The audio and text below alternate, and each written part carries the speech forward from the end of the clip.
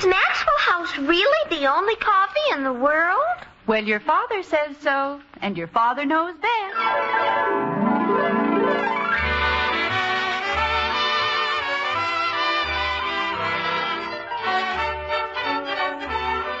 Yes, it's Father Knows Best, transcribed in Hollywood, starring Robert Young as father. A half-hour visit with your neighbors, the Andersons. Brought to you by America's favorite coffee, Maxwell House. The coffee that's always good to the last drop.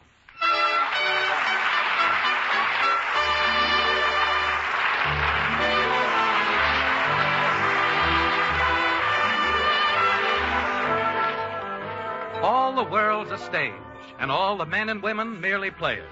They have their exits and their entrances, and one man in his time plays many parts. That's solid stuff, you know. And to prove that Shakespeare was an exceedingly sensible cookie who generally knew what time it was, we'd like you to stop off for a while in Springfield. There, in a certain white frame house occupied by the Andersons, the dinner hour approaches. And with it, why, sure, another crisis like this. But, Mother, what if he says no? We mustn't think of it that way, dear. Just think that he's going to say yes. Is this the plate, Mommy? Yes, dear. Thank you very much. You're welcome. We've had everybody in the whole company read the part, and they all look so young. Why didn't you have Daddy do it? He's real old.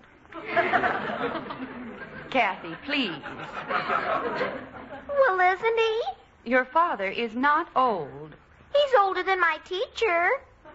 Mother, if she keeps that up, he'll never do it. Your father will do it, Betty, I promise you. Now, we'll have Billy sit over here. Why can't he sit next to me? Darling, a guest sits on the hostess's right hand. He does? Yes, dear. How does she eat? Kathy. Well, if Billy's going to sit on Mommy's hand. Oh, stop it.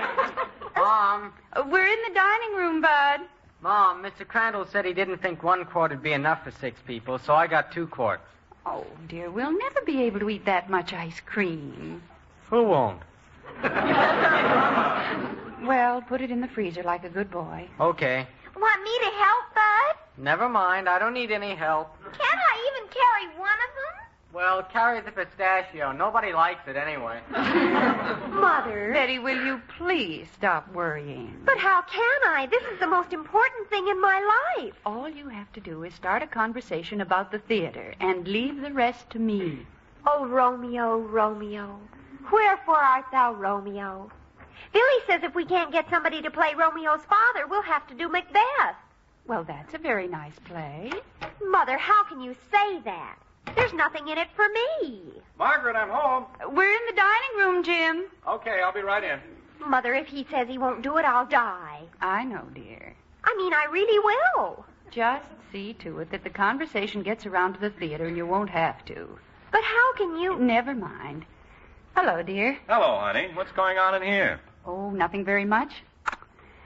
Betty and I were just talking. Father, speaking of the theater... Betty. What?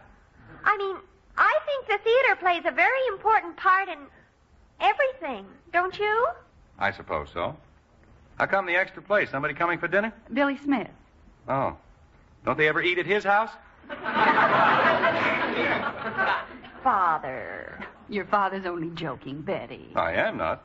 In the last week, he's had dinner here 5 times. Why doesn't he just bring his toothbrush and move in?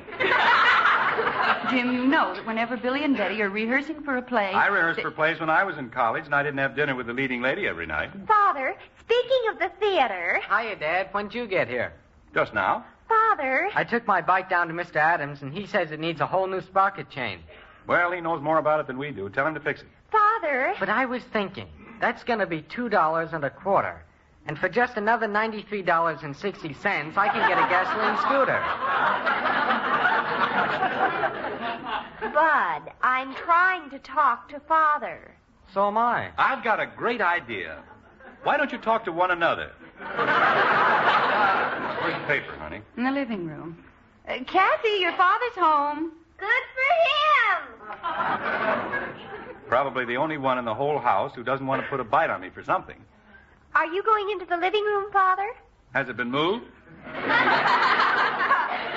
No. Then I'm going into the living room. I'll go with you. Me too. That'll be nice. We'll have dinner in about half an hour, dear. Okay, honey. Mother, aren't you coming with us?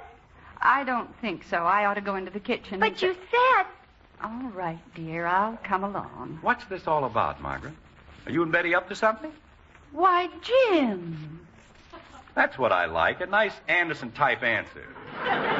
They're so much more interesting than just a plain yes or no. Well, dear, it's... Kathy! Yes, Mommy? Turn the light off under the spinach. It's off. It is? Well, turn it on like a good girl. Yes, Mommy? And don't you dare touch the ice cream. Okay. Margaret, Yes, dear? you can change the subject 463 times, and I'm still going to remember. What are you and Betty up to? Up to? I beg your pardon. To what are you and Betty up? You want to know something, Dad? Bud. Just a minute, Betty. All right, Bud, what is it? You get 40 miles a gallon on a scooter.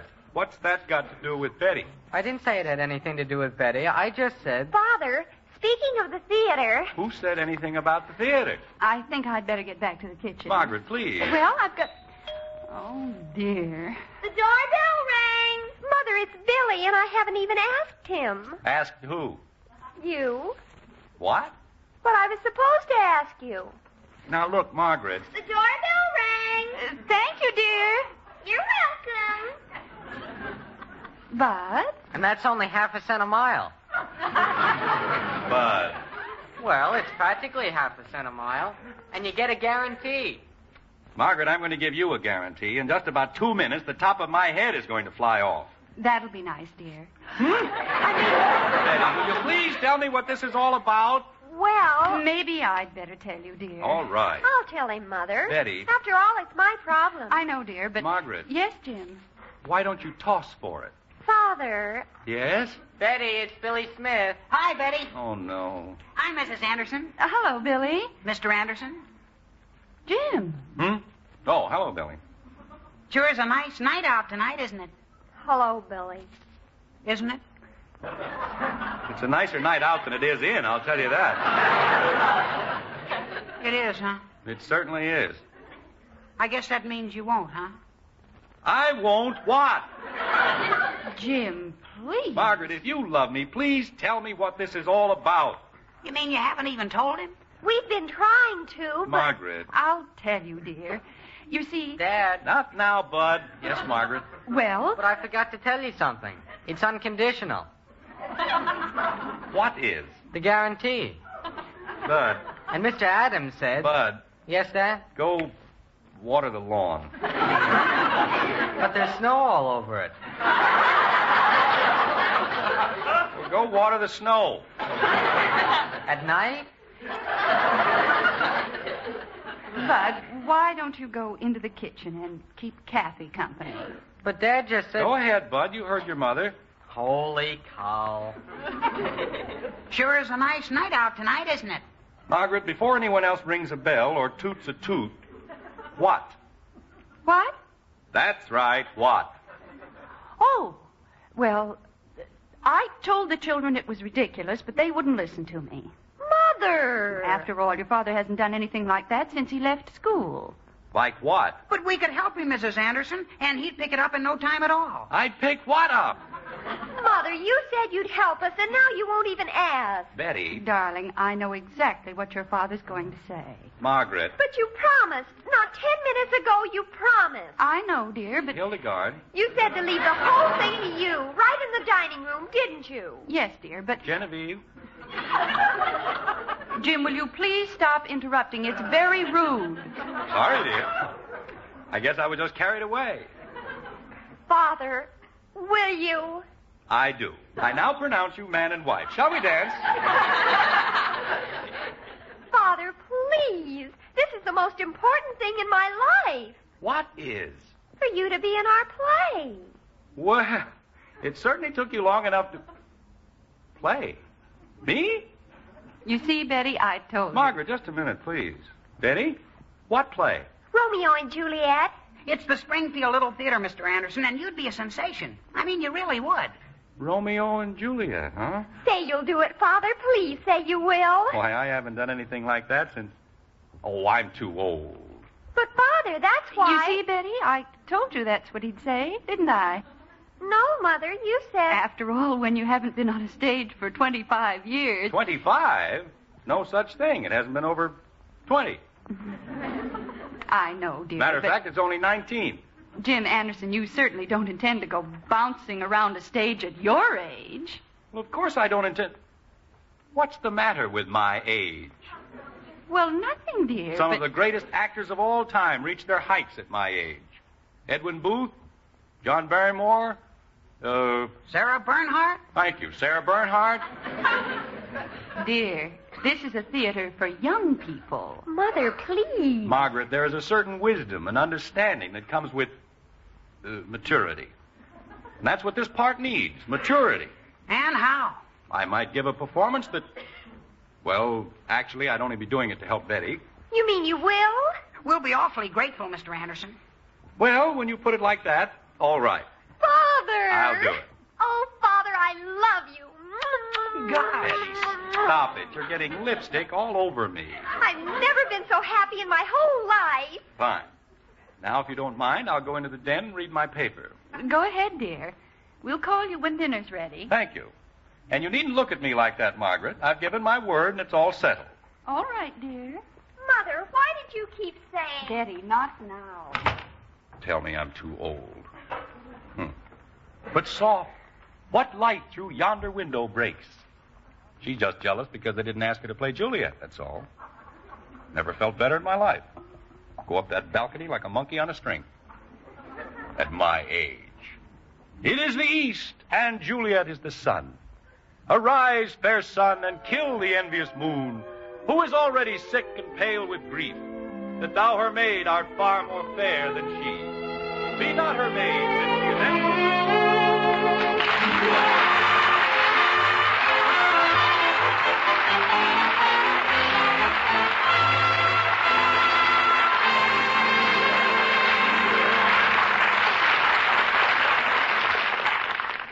Poor father. He might have known that the family plans an entirely different role for him. But life's like that. For example, that man you know as your husband, he plays another very important role, too. Yes, ma'am, that husband of yours is the world's greatest coffee expert. He's the man who knows best about truly good coffee, cup after cup. Of course, people call us experts, too. That's because more people buy our Maxwell House coffee than any other brand. But when you brew the coffee, the critic you want to please is the expert you married. And tomorrow, if you'll fill his cup with Maxwell House, we promise he'll beam and say, Now that's what I call real coffee. We're sure he'll say that, so sure we'll give you back your money if he doesn't. You see, no other coffee has that same good to the last drop flavor, a flavor that can come only from the famous Maxwell House recipe. It's a very particular recipe, which insists on certain fine coffees blended a very special way.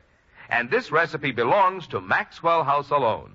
No other coffee is made like Maxwell House. That's why no other coffee tastes like Maxwell House. Tomorrow, then, take home a pound of our coffee. Pour a cup of Maxwell House for your husband. If he doesn't say, best coffee ever, send us the can and unused portion. We'll return every penny you paid. Our address is right on every familiar blue tin. So how about it? Tomorrow, serve your husband the coffee with the world's most famous flavor, our Maxwell House. Always good to the last drop.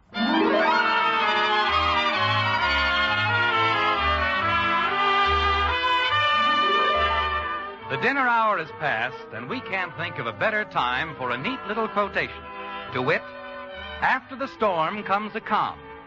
Or is it, after a calm comes the storm? Anyway, with the Andersons, it's different. After the crisis comes another crisis, like this. Now, just a minute, Betty. But, Father, we never said you were going to play Romeo. Well, you never said I wasn't going to play it. Or him.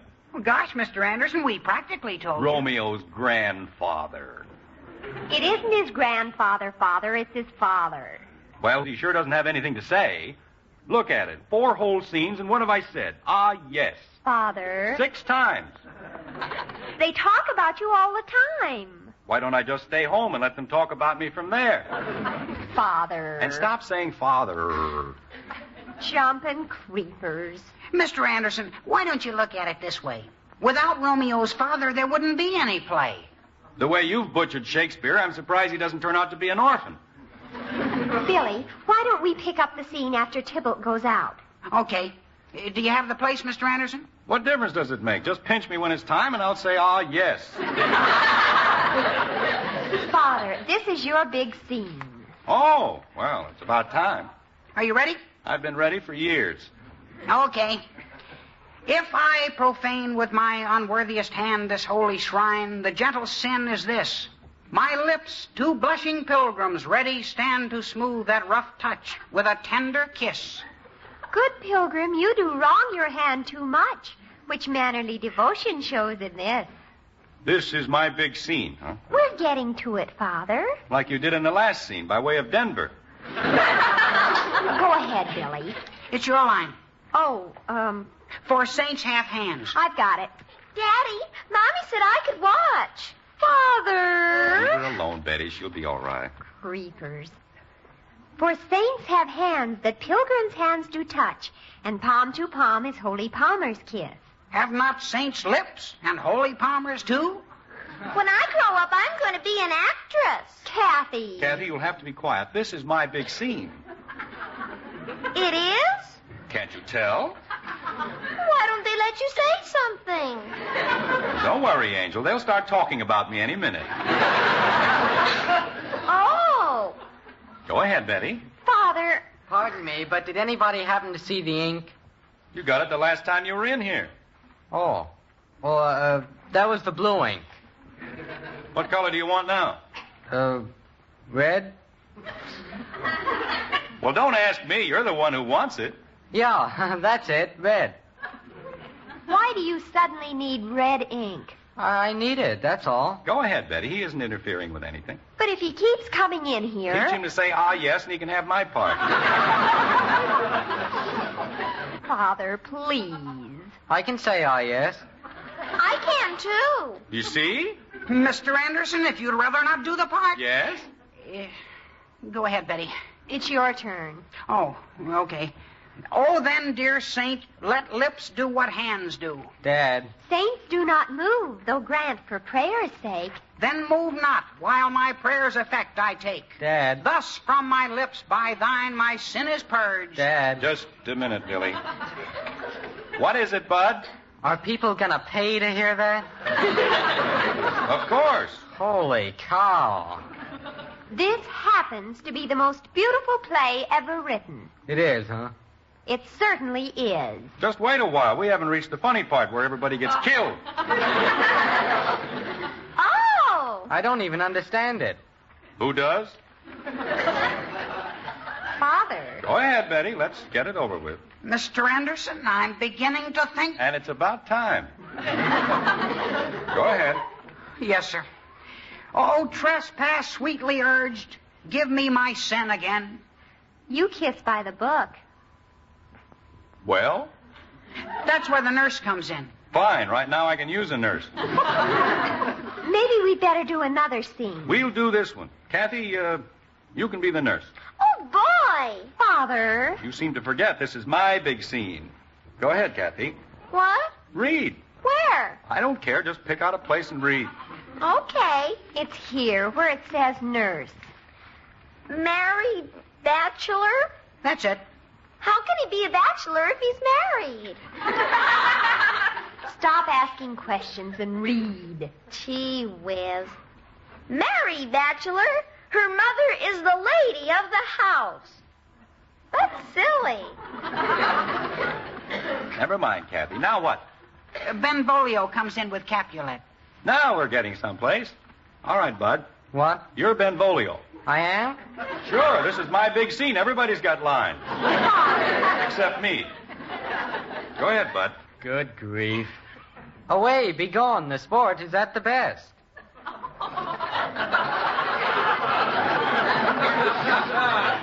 What's so beautiful about that? Father, Yes, Betty? the next line is yours.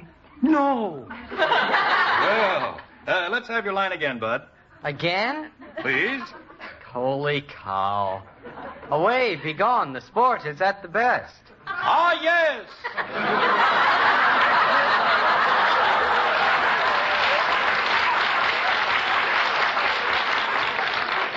Well, now I can go inside and lie down for a while. No! You've got another line. I have? Well, say, business is picking up. Let's go. Aye, so I fear. The more is my unrest. Hey, this is a big one. Stand back, everybody. Give me room. Nay, gentlemen, prepare not to be gone. Mr. We have a Anderson. trifling, foolish banquet to pour. Mr. Anderson, Is it e'en so? Why, then I thank you all. Please, Mr. Anderson. I thank you, honest gentlemen. Good night. Mr. Anderson. Ah, sirrah, by my faith. Please, Mr. Anderson. Billy, will you please keep still? But I have to tell you, that's been cut.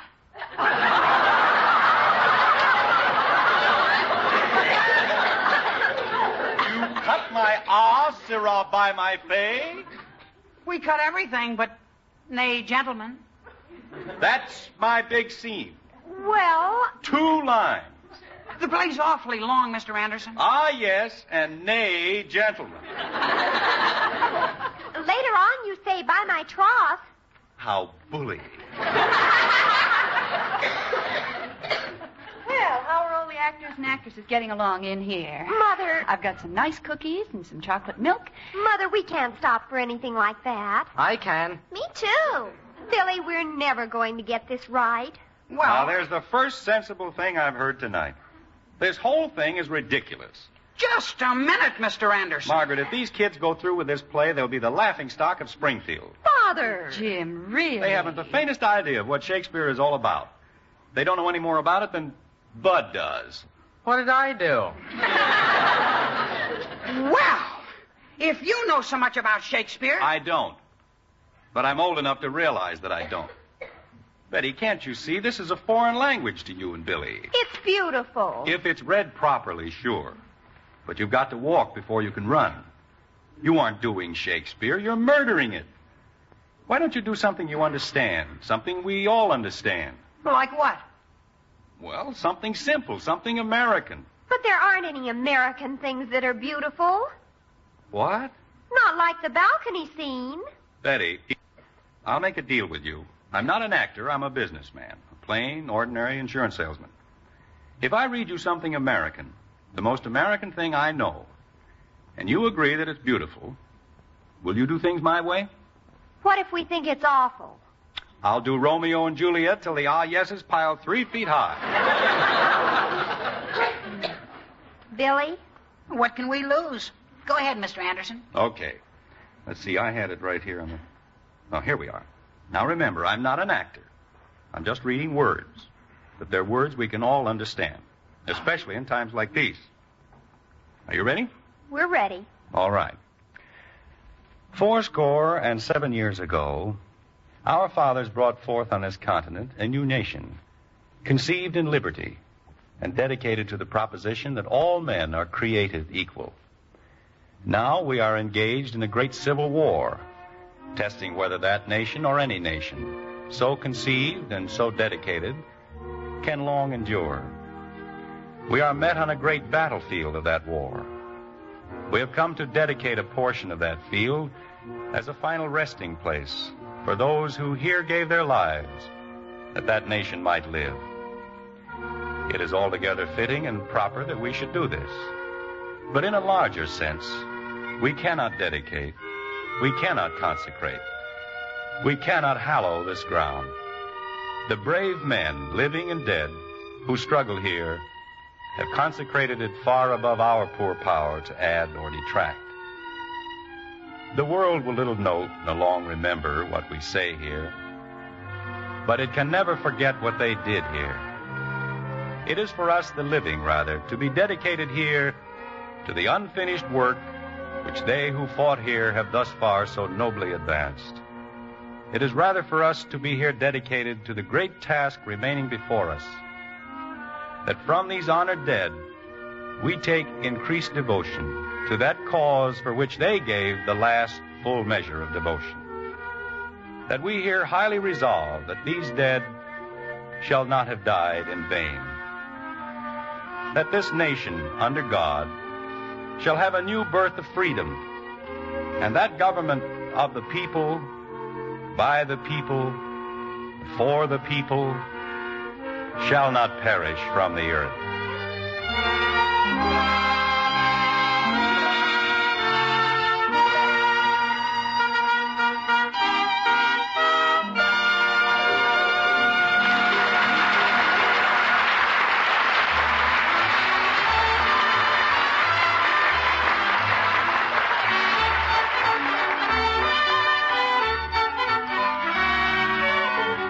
When you go to your grocer's tomorrow or Saturday, you'll be looking for the one coffee that gives you the most in flavor for your money.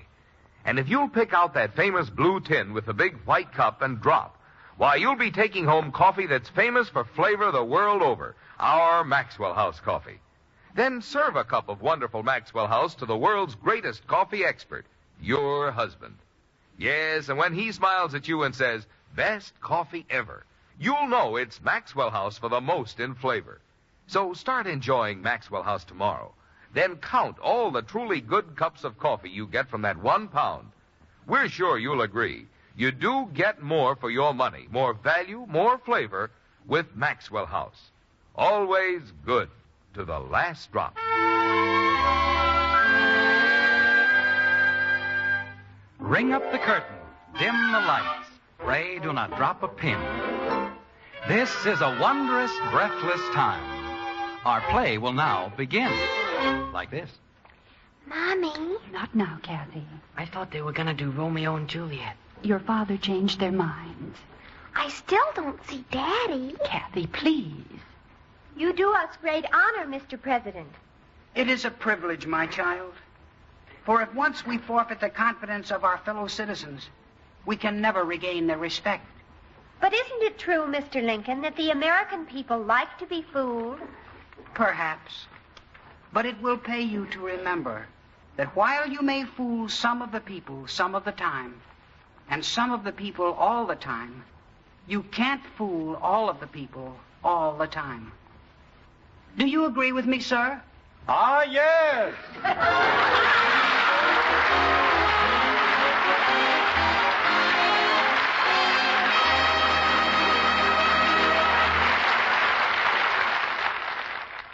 When you serve a hot cereal, you don't have to say, "You children eat your cereal right now." just say, Here you are, kids. Hop along Cassidy's favorite hot cereal. just a little psychology. Yes, to get your children to eat a hot cereal, just tell them Post Wheatmeal is Hopalong Cassidy's favorite hot cereal, and they'll eat it too.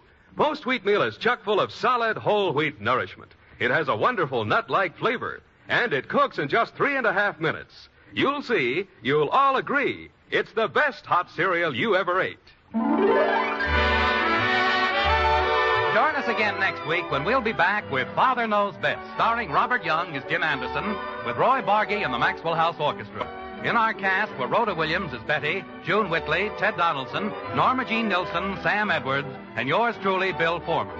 So until next Thursday, good night and good luck from the makers of Maxwell House, America's favorite brand of coffee.